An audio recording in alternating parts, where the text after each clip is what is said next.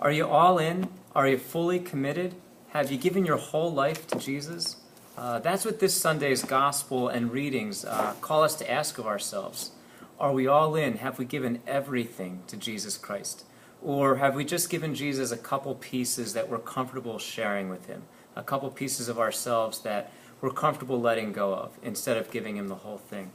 In the Gospel, one of the Pharisees asked Jesus, or one of the Sadducees asked Jesus, and he says, Jesus, what's it all about? Like, when push comes to shove, what does God really require? What does God really want? And it's kind of like asking, what's the meaning of life if God exists? And Jesus says, what God really wants is simple. God really wants you to love him with all your heart, with all your soul, with all your mind. God just wants everything.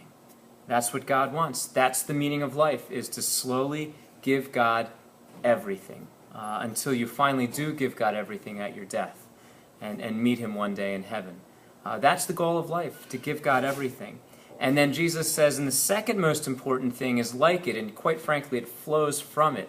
The second most important thing is to love your neighbor, just as you love yourself, which is really the fruit of loving God with all your heart, with all your soul, and all your mind.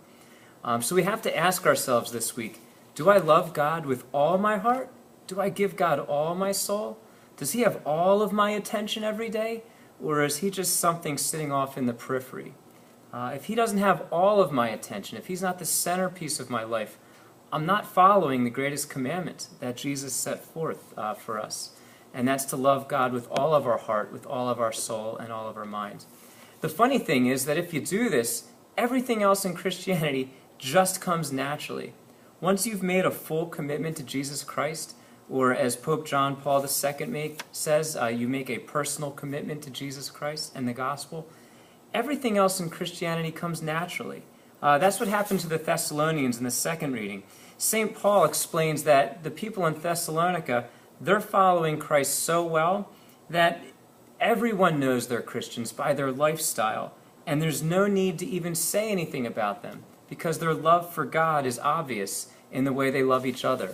And in the first reading, we're told that God is calling us to take care of the oppressed, to reach out to the alien, to the widow, to the orphan, and to reach out to the poor. And the truth is that if we're fully committed to God, doing all of those things happens naturally. Reaching out to the broken and the lost happens naturally. If you really want to get Christianity right, get the first task that Jesus gives us right. Get the primary commandment right. Give God all your heart, all your soul, all the attention of your mind. Make him the centerpiece of your life. Then everything else comes naturally. And that's what we're called to think about this weekend as we read the readings. I hope you enjoy the worship wherever you go to Mass this Sunday.